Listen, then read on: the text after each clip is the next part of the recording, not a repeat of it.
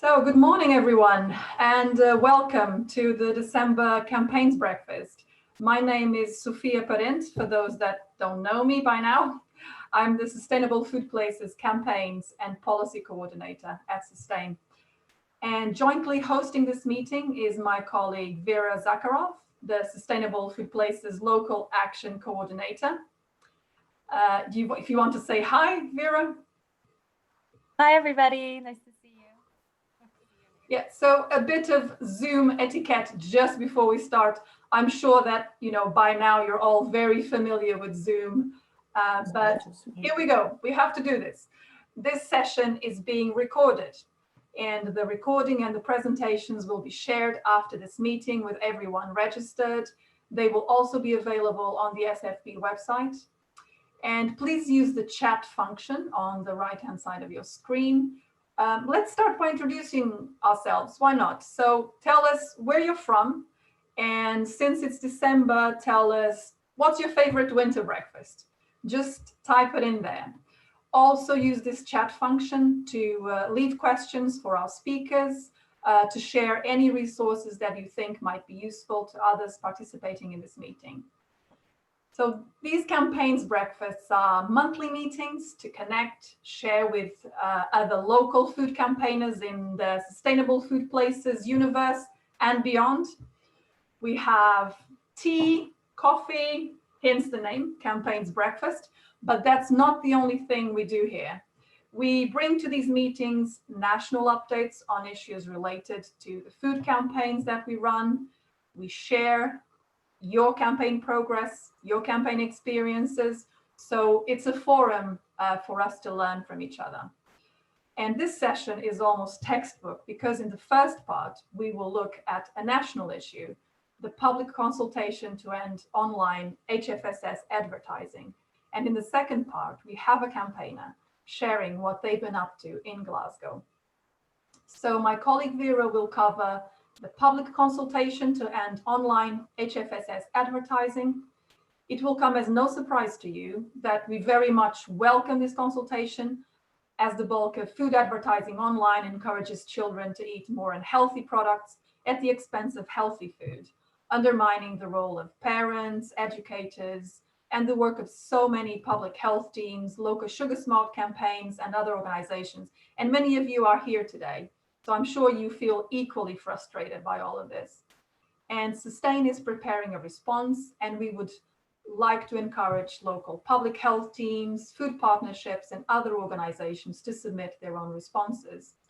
The industry is making amply clear that they do not want this ban and are coming up with all sorts of doom and gloom scenarios. So we would like to encourage as many local organizations as possible to give their views in support of this ban and tell government about the positive impact this might have in the local area.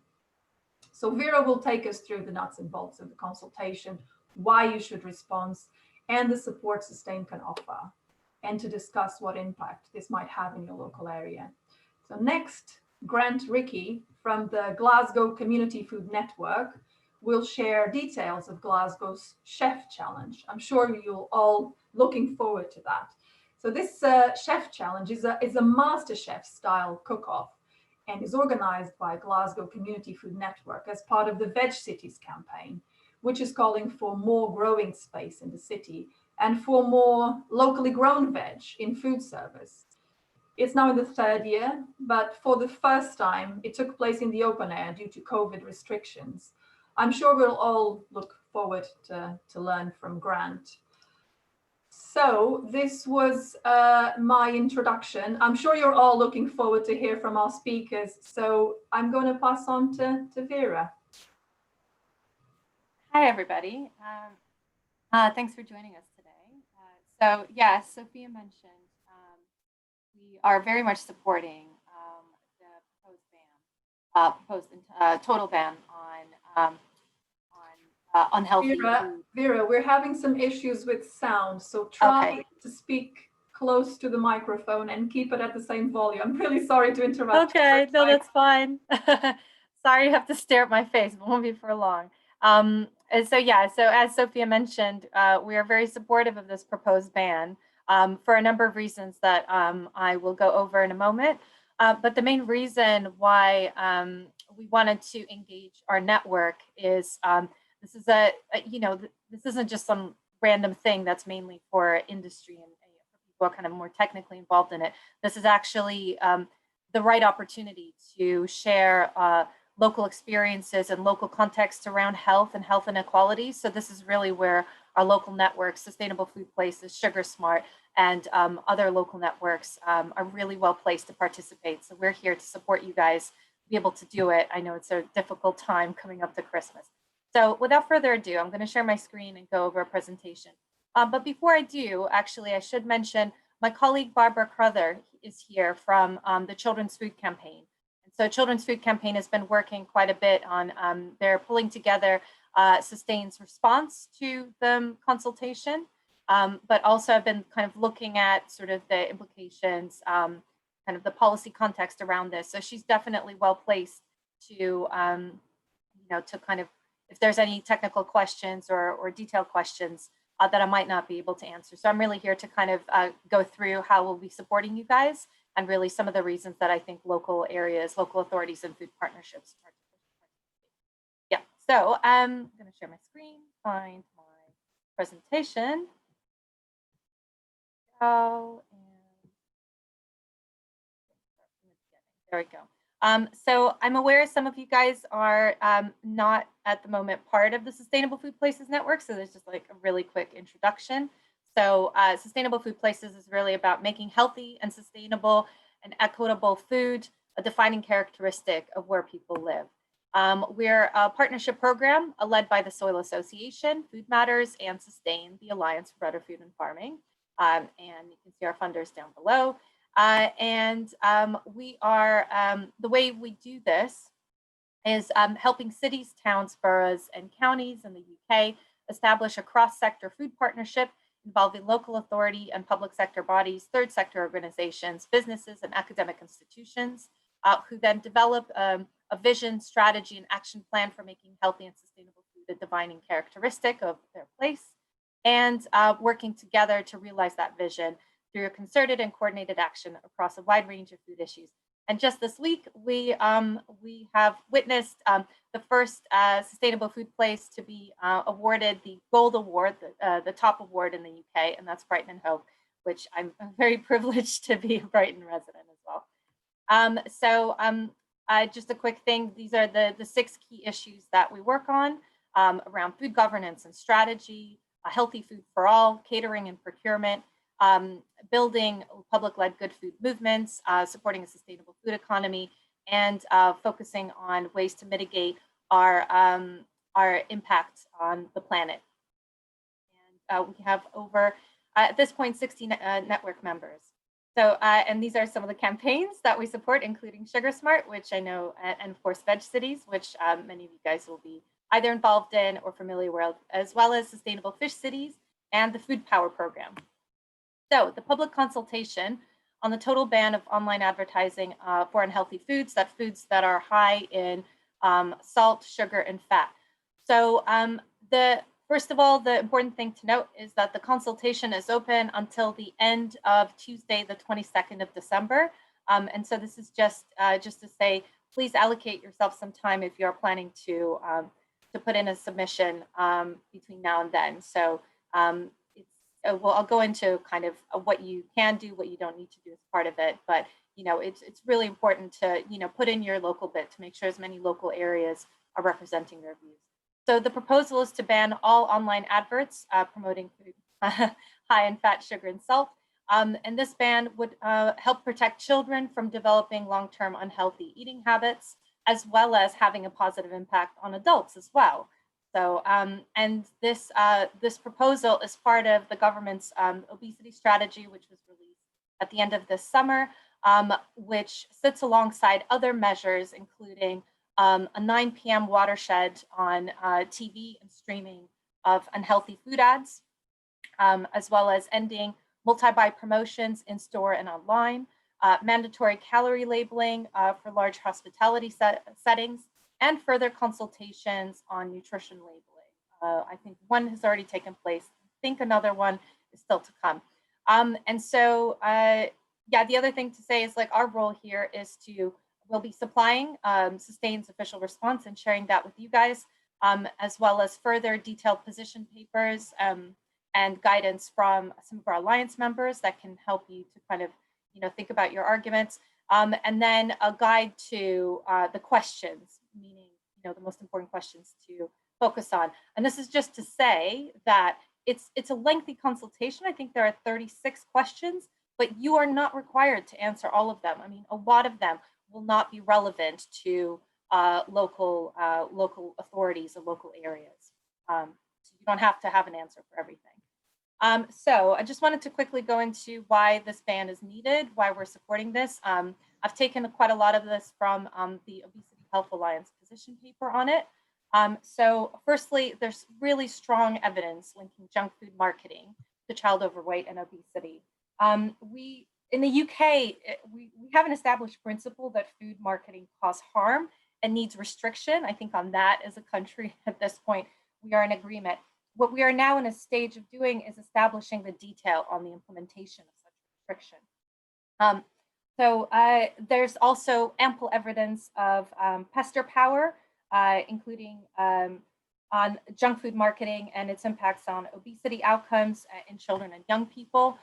We can share in the chat some really interesting papers that you can look at. So I think the evidence is really clear.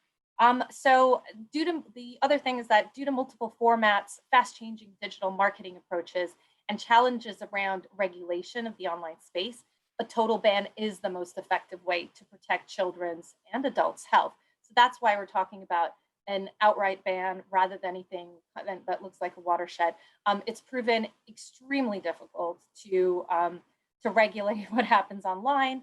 There are other issues around, so many. I think something like over 70% of children from age 7 to 10 are online and are involved, are on social media. And the fact is, I think pretty much all social media platforms have age restrictions. So we know that children and young people are accessing online spaces that are not intended for their age group.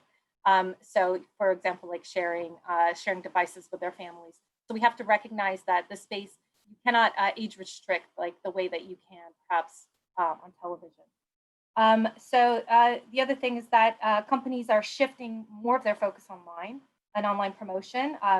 So in a year, children are exposed to 15 billion adverts for unhealthy food products.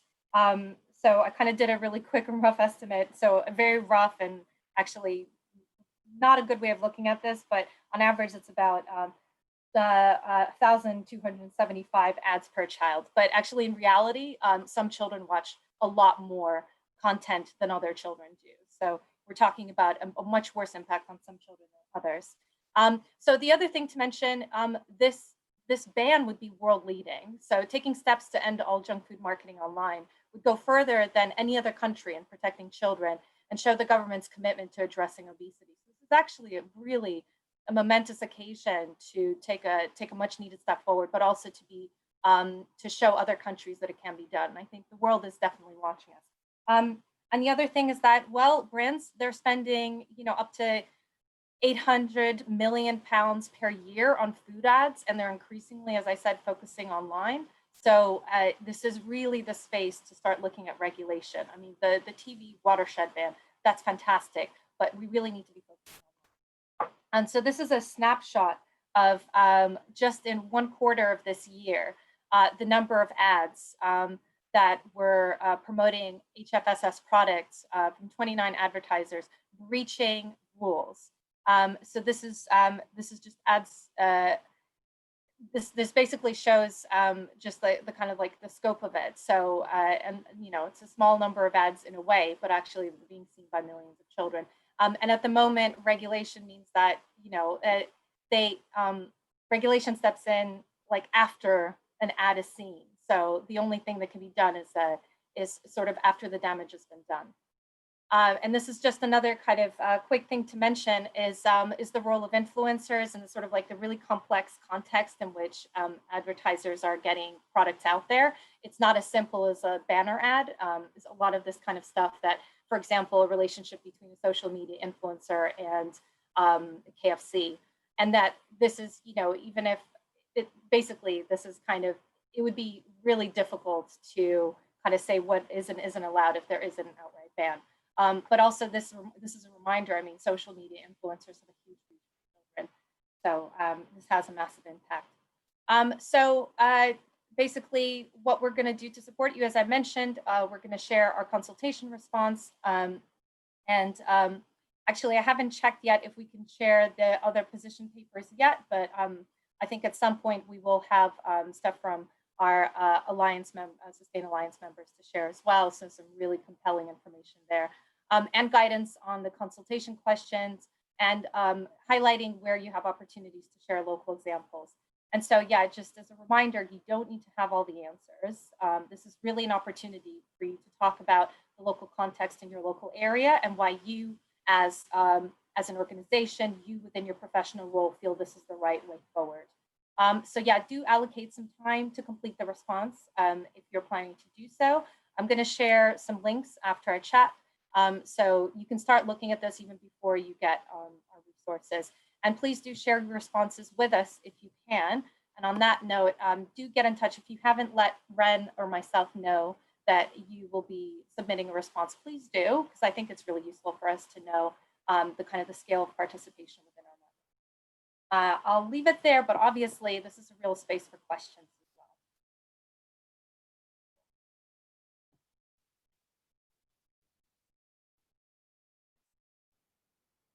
Do you guys have any questions? I don't know, Sophie, if you've been, I'm just checking through the chat.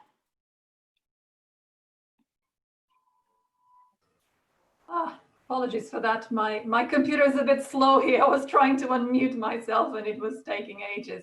Thank you, Vera, for that great presentation. I haven't seen any questions coming through, but you can still type them. In the meanwhile, Barbara Crother is also here.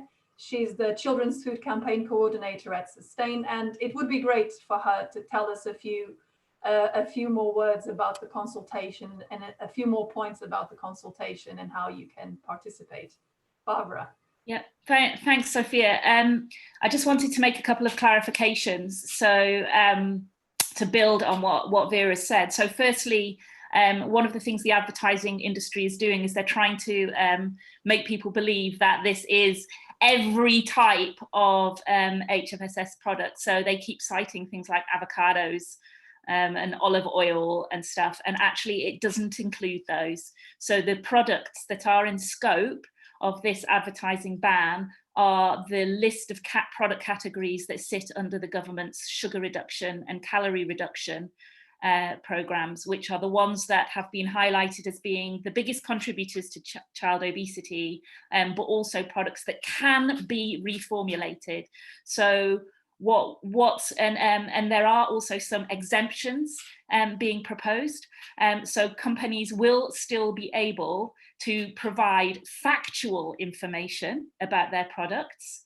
They will still be able to create websites that have the purpose of facilitating a sale. So, you know, if there is a local store that wants to do a website with online, like an online shopping thing, they can list all of their products in there. What they will be allowed to do is they will still be allowed to advertise their brands if they select the healthier products from within their portfolio and use those for advertising purposes. So if you imagine a store with a range of products, as long as they are advertising the healthier products within their range, they are still allowed to advertise. So I just wanted to make those clarifications because there is there's quite a lot of smoke and mirrors going on, and the advertising industry is kind of ratcheting that up. And as Vera said, the consultation is about 34 pages long, but I think there's probably, when we're going to send around some suggestions to people, but there's probably about 10 questions that are of relevance to you all.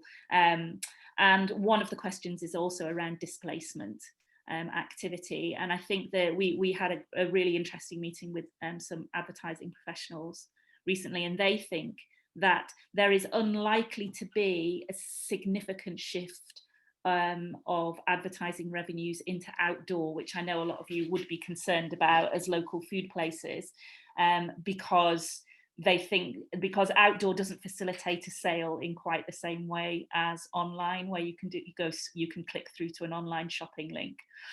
So they think that's not as likely as, for example, a displacement of advertising tactics towards people like influencers. And so we're being very, very encouraged to kind of say this must capture the way in which companies are starting to work with influencers on YouTube and Instagram to get them promoting their products for them. So that's the kind of displacement, and possibly things like sponsorship as well could be relevant. So I think what I would want you to kind of understand is that the advertising professionals don't think that this would open up a kind of a wholesale barrage of interest into putting HFSS ads into the outdoor space, but it possibly also does reinforce the importance of those areas where you are already investigating healthier food advertising policies, that, you know, trying to get that win-win of kind of closing down the space in the outdoor through use of public space and closing it down online will overall have that reduction of the obesogenic environment that children are growing up in. So that's just a couple of things I wanted to kind of throw in to preempt some questions. Thank you, Barbara.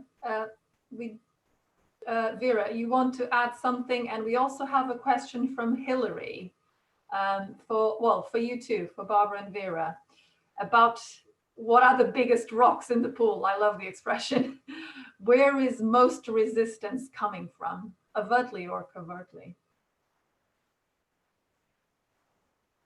Do you want me to answer that first, or Vera, did you want? Yeah.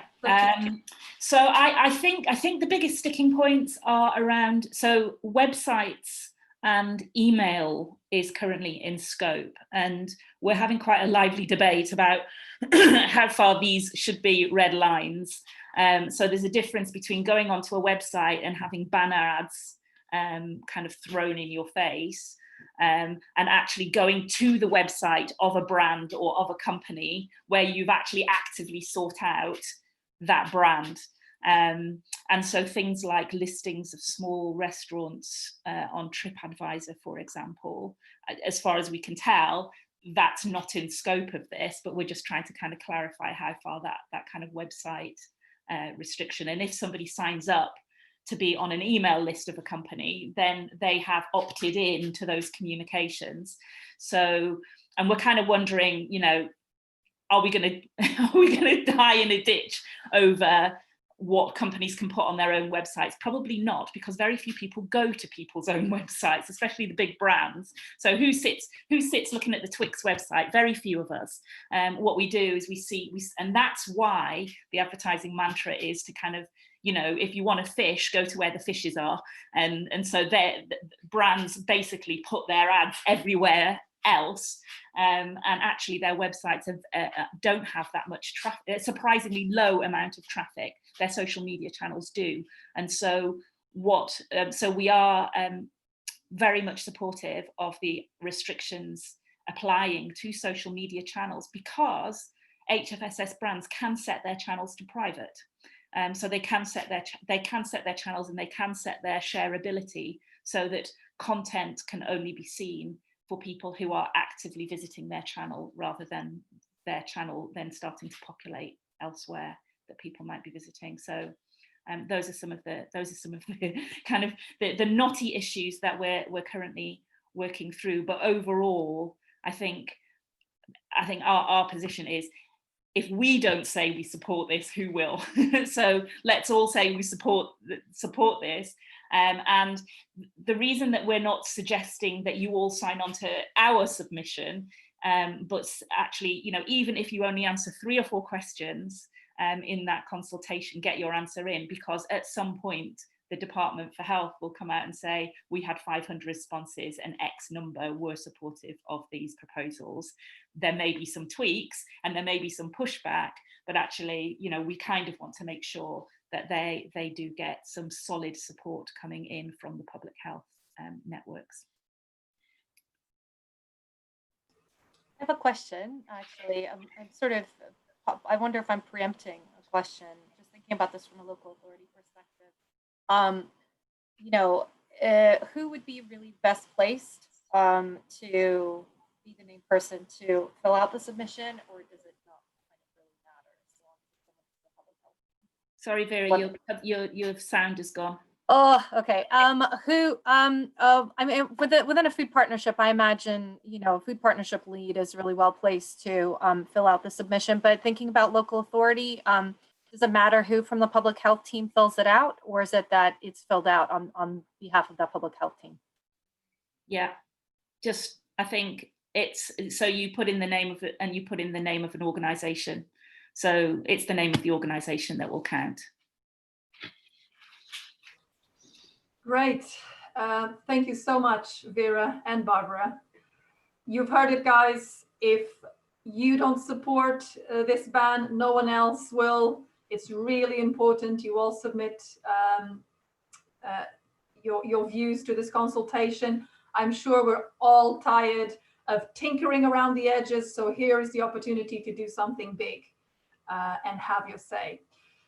So we're moving on to the second part of this meeting, and we're going to hear from Grant Rickey next from the Glasgow Community Food Network. Welcome, Grant. Thank you very much. Sorry, I was just having a problem unmuting there as well. Yeah, thank you for having me along. And I'm just going to start sharing screen in a minute. I'm going to talk about the Glasgow Chefs Challenge. Just want to check everyone can hear me okay at the moment. Everything all right? Or do I need to be closer to the microphone or anything? Good. Okay, then I'll begin. So, bear with me 2 seconds.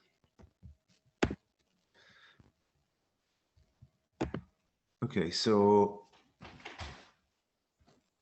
I'm just going to start talking here. I work for Glasgow Community Food Network as the Veg Cities campaign lead, so coordinating the activities that pertain to Veg Cities. So in other words, encouraging people to eat more vegetables is the main part of what I'm responsible for within Glasgow Community Food Network. Now, Glasgow Community Food Network is an overarching sort of organisation that contains a lot of the community gardens that we have here, market gardens, people that are working to get food into the community. They've been doing a big COVID response this year, but yeah, they set up this Chef's Challenge back in 2018. And I was actually a chef that competed in it last year, ended up out of work earlier this year due to COVID, but got a job working with the Food Network and taking over organising the challenge, which has been great, actually, albeit a bit more challenging than it might have been in other years due to, well, everything. But just to give you a bit of background on Glasgow's food system. So Glasgow, not a city that's been synonymous with healthy eating in recent years. I think that's fair to say. 1 in 3 children in Glasgow live in poverty. That's 38,000 children in the city. 11% of people reported experiencing at least one event indicating food insecurity. 78% of people report eating fewer than 5 portions of fruit or vegetables a day, and 12% report eating none. So this is kind of the background of where we're coming from with a campaign to get people to eat more fruit and veg, and looking for kind of innovative ways to promote that. As we just heard, you know, that we live in an obesogenic environment anyway, where people are constantly encouraged to eat high processed, sugary, fatty things, and less encouraged to do so. So I guess we're kind of trying to advertise from the other end of the food system and show some stuff that is better for people to eat. Yeah, so why did it get to be like this is a big question, but it wasn't always like this. So I've actually got this quote from Janie Godley, who's a Glaswegian comedian, but basically she said, when they were young, we ate stuff like meat, and there'd be butter beans and cabbage and potatoes and carrots, because they would fill up your plate with beans and vegetables. And it's a myth that Glaswegians never eat vegetables and fruit, because that was all we got. They were cheap. So, you know, it's not always been like this. There's a background, and I think it can be a place where people eat healthy again, even with this quite stark background of poverty in a lot of parts of the city. But we wanted to do something positive that connects people with vegetables and connects people with what's happening in the city in terms of people growing. So yeah, started in 2018, and the idea is to collect veg from various people across the city who are growing. So we have Springburn Community Food Initiative, we have St. Paul's Youth Forum, we have Rebecca Cooks, who has an allotment in the south side of Glasgow. We have Green Heart Growers, who are a market garden. And then if you can see up here, this is actually some guys called Glasgow Greens who have set up a hydroponic growing station in an old railway arch down in like a very industrial sort of fairly derelict part of the city. But that just a really cool variety of people that are putting their all into producing really amazing fruit and veg. And there's so much that can be grown here. We just want to show that. This one in this example of the veg boxes that we put together to give to our chefs. Now, it was a little bit tough this year getting hold of chefs because obviously they had a lot on their plate, but we had something like 18 lined up, and then restrictions started to pinch a little bit, and it ended up being down to 10 in the end that took part in the first round. But actually it allowed us to give them like a really good selection of vegetables. It allowed us to really focus on it. It allowed us to get judges who are like within the food system and consistency across it. So, you know, it was really in some ways challenging, but in some ways I think it focused the competition a little bit more. I managed to get people that were in it like really engaged, and also it kind of persuaded us to change our approach a little bit and focus more on the social media. You know, that was the way that we could share things this year, so we were able to focus on that. But yeah, the first round of this competition involves those veg boxes that I was talking about in the last slide that have come from within Glasgow exclusively, no ingredients from anywhere else, all grown here, all seasonal, all handpicked, and just that quality when it goes out to chefs really gets their attention. So they have a few rules to work within. They have to make the meals vegetarian. They have to be focused around the vegetables. And then other than that, we just want to see some creativity and a little bit of flair.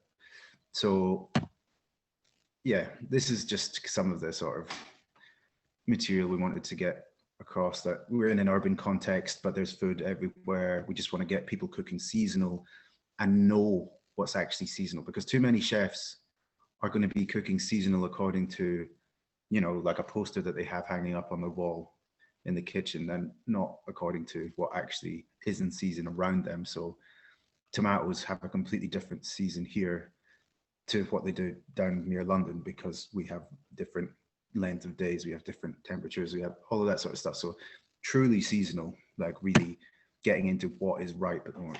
And yeah, we just wanted chefs within those limited rules to really go for it and produce the best. So just to talk you through some of the sort of stuff that we got from people, this is pumpkin ravioli with sage.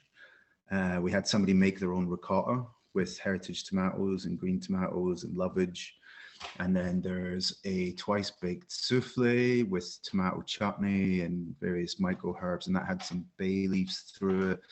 We had roasted pumpkin, parsnip crisps, there was yogurt, chermoula, made with all the local herbs that we'd supplied them with. And people really got creative and just produced some excellent food. And we got to go around, take photos of everything that was happening and share it across the Glasgow Community Food Network, which doubles as the Veg Cities, like Instagram, Facebook, and really get people to interact with it, and just get a bit of a buzz going about the fact that these veg are all Glasgow produced. But yeah, and in doing this, we get to meet people, and that's kind of like the most important part of it. Obviously, in some ways, this was a unique year to be doing this, and in some ways, that actually advantaged us, because we ended up with a a lot of alfresco meals in the bits, but just that little connection. And then it allowed us to get into kitchens and get into spaces that you normally wouldn't get into and talk to. This is Julie Lynn McLeod in the center, who has a pretty well-known Malaysian restaurant, but you know, we ended up in her back garden to judge a meal, a dim sum meal that she'd made using all of the veg produce. And this is Sprig, a cafe in the Merchant City. We sat outside with the owner, just having a lunch. But like, as a community food network, sometimes the hardest people to reach are the people that are actually using the food in cafes and restaurants and stuff, because it's a busy industry. And this just kind of helps us to break down barriers and make some personal connections. And then the usefulness of that extends beyond the end of the challenge, because they're there to be talked to. We can get in touch, and we also link them up with the growers that have produced the stuff that goes into the boxes that they are cooking from. So yeah, and then the final, normally what would happen with this is we would take people to Glasgow City College, which has a big catering department with cookers and everything there. But that was just a no-go from the first conversation I had on the phone with them. There was just no chance, they said, basically. But so I had to put my thinking cap on pretty quickly. We still had Gary McLean, who's in the center down here, who is Scotland's national chef and actually won MasterChef the Professionals back in 2016, I believe it was. We still had him on board, and our other judge, Kate Devine, who is a Scottish food writer of you know, good reputation. But we just thought, like, what can we do? I have good links, thankfully, with Greenheart Growers, which is where this is. It's a market garden in Parkhead, which is the east end of Glasgow. You know, it would take a lot of the stats for an area of multiple deprivation, but there's this little garden in the back, and they grow like some of the most beautiful vegetables I've ever seen. And we just thought, well, why not do this here? You're going to take a punt on the weather in October in Scotland, but it works out okay. We just got the barbecue, we got some camping stoves, we got some trestle tables, and you know, I brought a bunch of my cooking equipment, some of the chefs brought those, and we just got on with it. And actually, I think it was like a really beautiful, unique experience of doing it. We were able to socially distance and keep everything within guidelines, keep people apart, and just get on with it. And the other thing is, we decided to engage more stakeholders than we would possibly went and reached out to Slow Food. So Slow Food Glasgow, and we got them to supply us with some heritage Scottish ingredients. These things here are bear meal, dulse, and peas meal, which are like flowers and seaweed, essentially, like just things that would get our chefs a little bit excited about working with, but also meant that Slow Food were invested, and they shared it across all of their platforms and got people talking about it. And then I think that helped us to get more coverage as well and into the papers, because they're unusual things and they got people talking.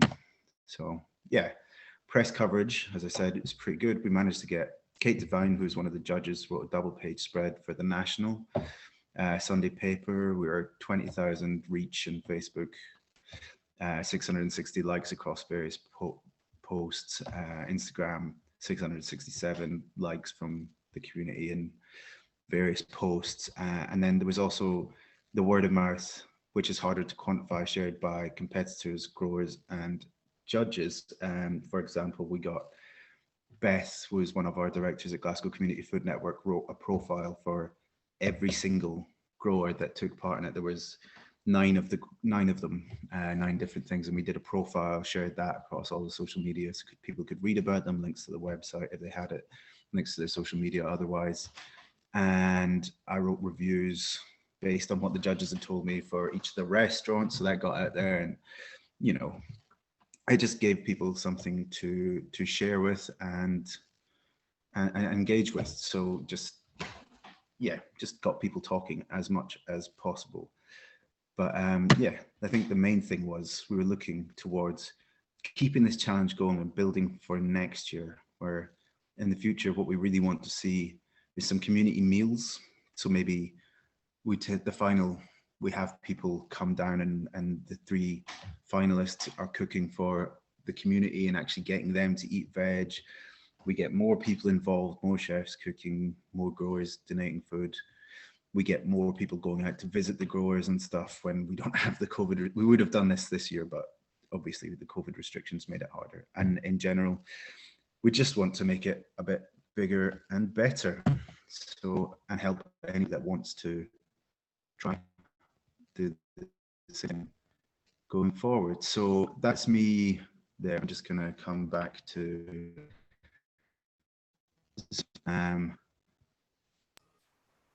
and yeah, if Sophia, if you wanted to show the film now, that would probably be a good spot. All right.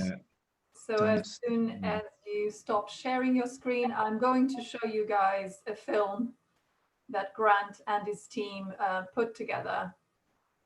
And it's just being a bit slow. I'm not sure if I'll be able to share my screen. There we go.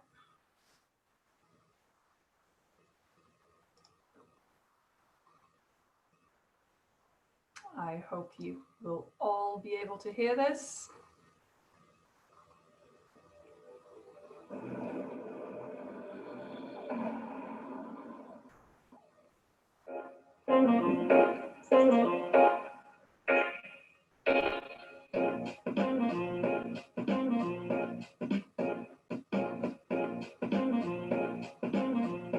You're doing this really special event, even in such arguably dark times. It's felt really incredible.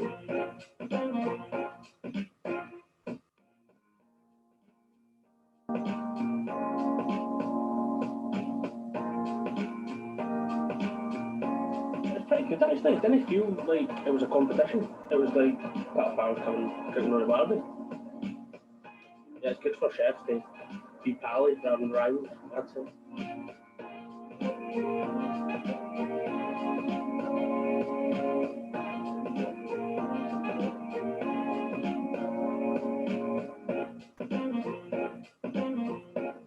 I found there was more energy and passion this year, actually.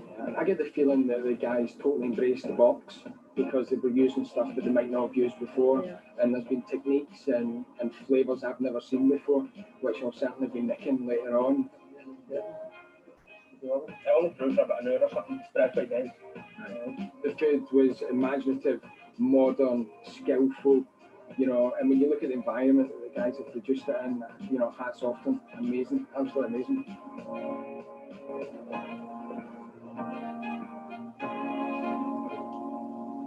It gives any chef, not just any young chef, but any chef to come down and pick their own produce. And for anybody that wants to get involved, the produce is fantastic.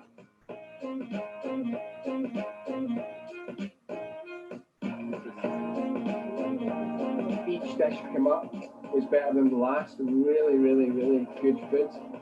But this year's winner of the golden/green colander is John Trainer. Hey. I'm a Glasgow born bred kind of chef, so the ingredients from Glasgow is always going to be better. Like for me personally, so use some of the dressing, some labs. I know what I can get now, where I can pick it, and I know it's going to help someone else. Is anyone that's thinking about doing the competition next year? Yeah. Yeah, that's really good.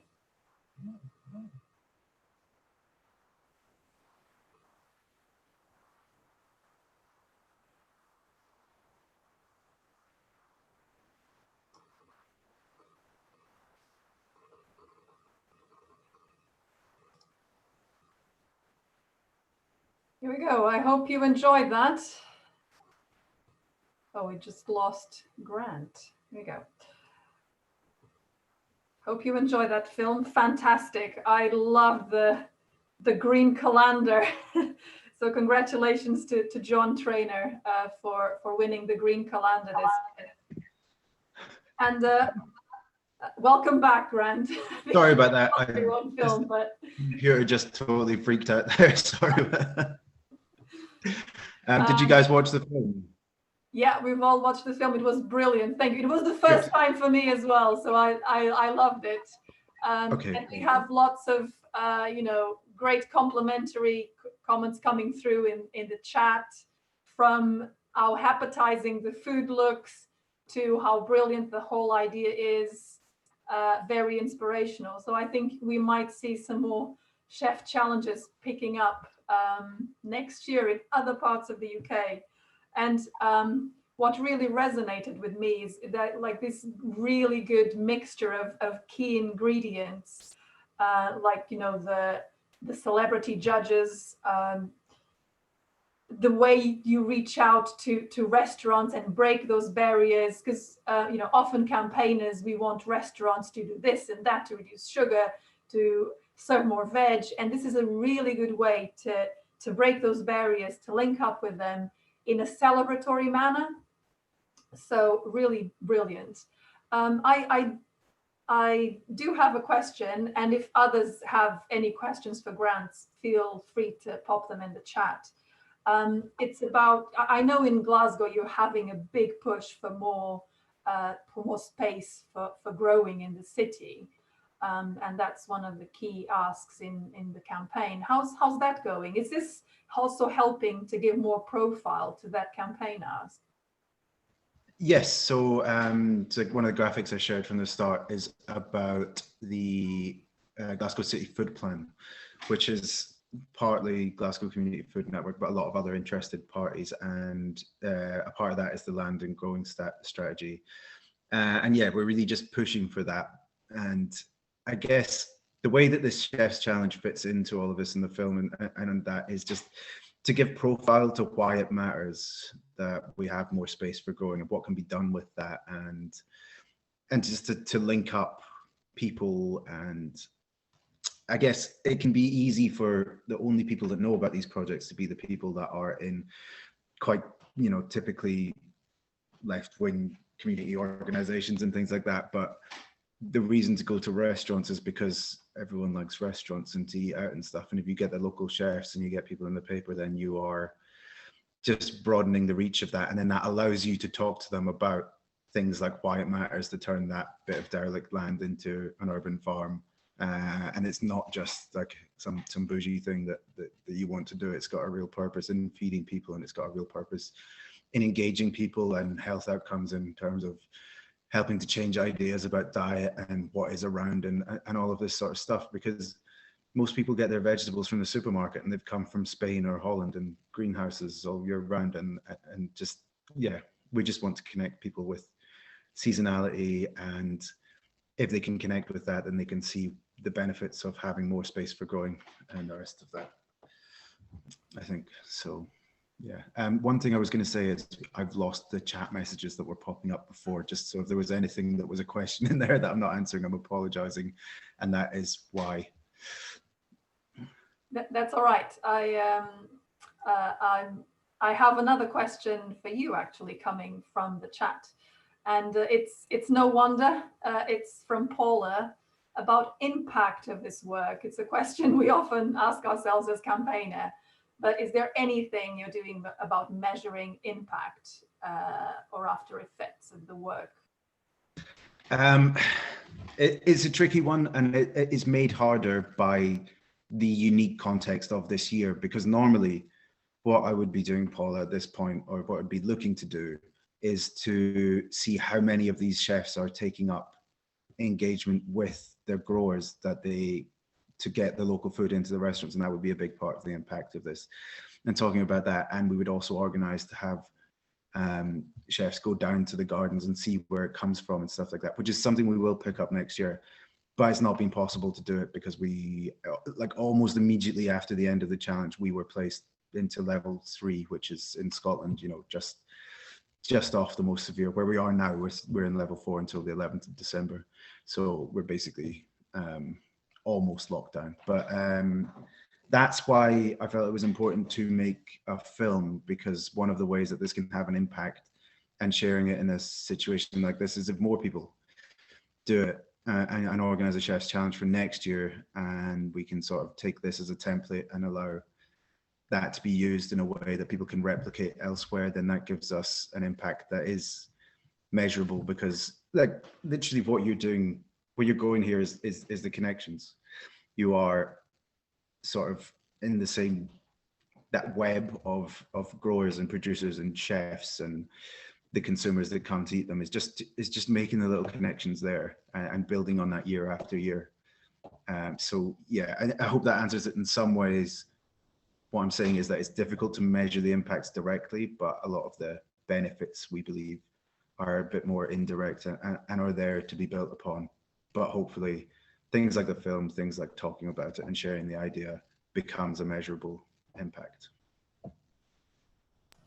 Thank you. I think we all agree it's been inspirational, and I think you made a really good point there earlier about you know, just showing people that what is produced in Glasgow is for everyone. You know, it's not, and it's there, it's accessible. There's this huge variety of vegetables that people often don't come across very easily,